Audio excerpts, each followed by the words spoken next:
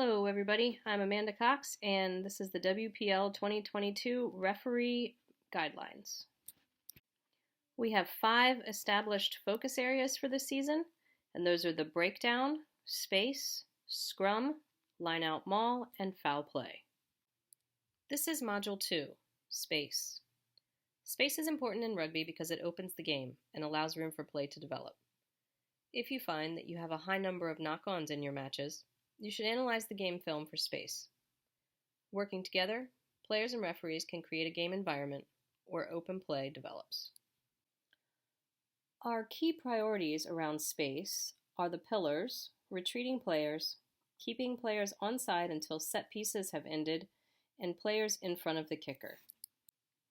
The offside line is the hindmost point of ruck participants. Request that players set up their offside line with clear space. This will reduce the chances of you making an error, and it's no hardship on them to be a half a step back to make clear space. As you can see here, there's daylight. Here at this next ruck, we see the players on one side clearly set up in front and another player who's already moved offside. The referee correctly awards the penalty. Onside means clearly onside, and players who choose to set up right on the last foot are liable to penalty. Do not spend the whole game trying to manage this. Set your standard early. If you communicate to players that they need to move backwards, and they don't, then you must follow up with a penalty kick. Try not to mindlessly manage the offside line. This is a bad habit we sometimes get into. Don't make backwards gestures at every ruck unless you truly need the players to make space. If you only move them back when absolutely necessary, it's an easier day for everyone. Pillars should be onside. These should be managed onside by the referee. If that's not possible, then we must penalize if it's material.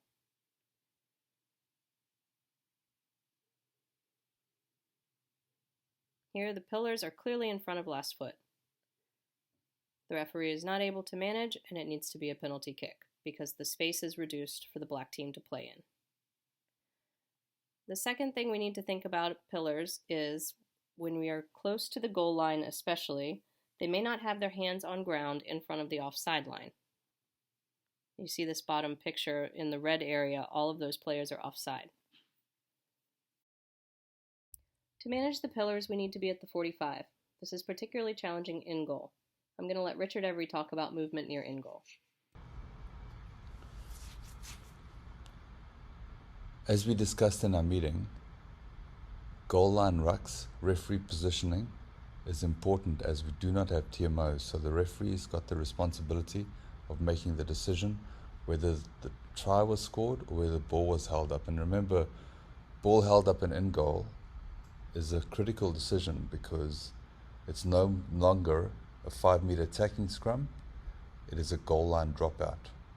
So, goal line rucks, first priority for the referees to ensure that the ball has been secured. Once the ball has been secured, the referee should then move on to the goal line between defenders. They're not obstructing defenders.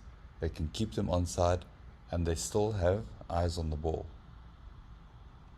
If the players then pick and go towards in goal, the referee can step back and they can come towards your feet.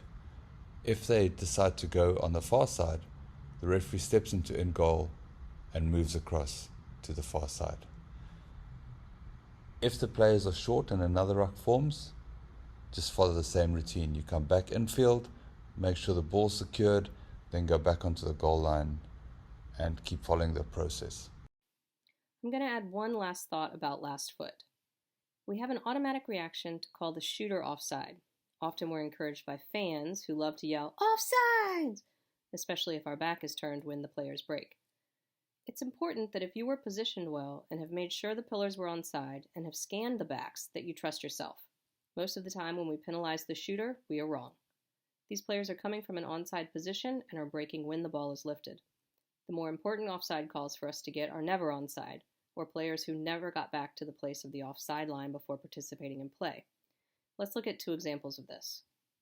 The first example, the player is never onside.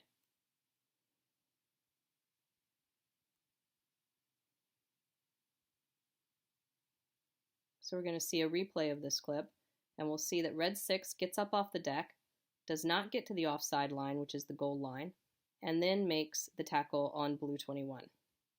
The referee correctly awards the penalty.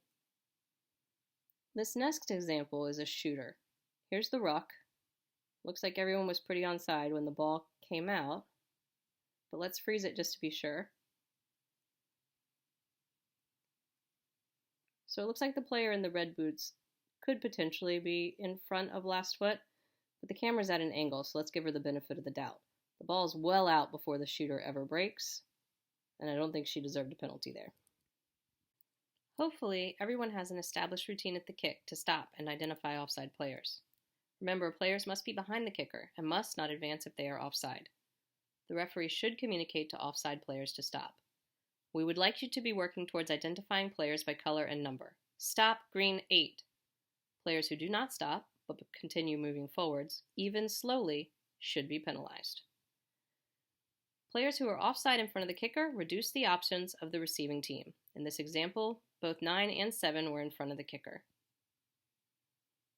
Here, in this next example, we can see how players in the ruck are in front of the box kick, they are offside, and they must not advance. The 2 players in the circle move forward, and they should be penalized.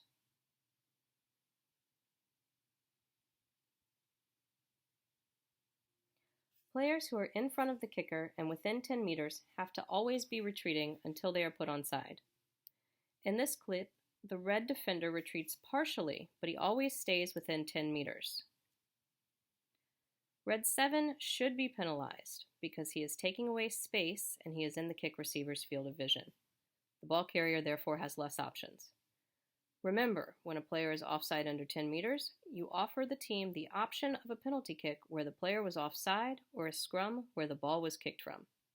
So here we're seeing slow motion, and hopefully you'll be able to identify red 7 within 10 meters. He is retreating initially, but as he sees his players coming, he stops, turns, and starts to move forward too soon. So we'd like to see a penalty kick here so we can create more space.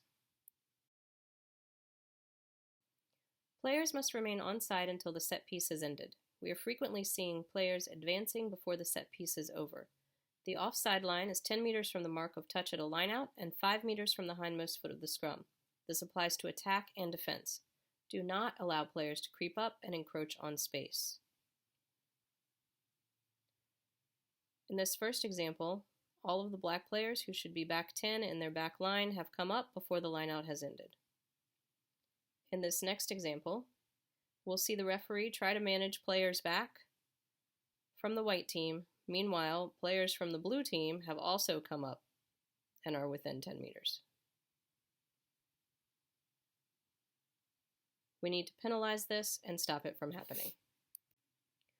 Retreating players must not interfere with the attack. I know there's been a lot of discussion and upset around players milking penalties. We do need to approach this with our mission in mind.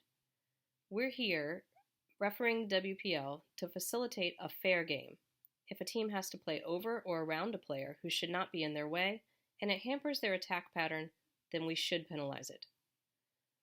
Retreating players can be immaterial as long as they don't interfere with play and they return to their offside line without delay. But in this example, we can see the green scrum half is getting ready to make a play, and that retreating gold player is exactly in the way of the pass. It's unfortunate, but it's up to us to penalize that and let green get on with their game. A final note on space.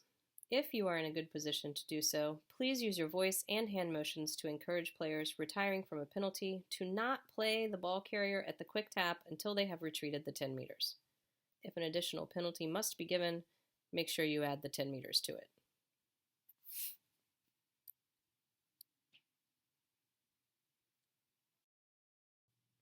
All right, that's the end of the module for the space focus area for the WPL 2022 guidelines.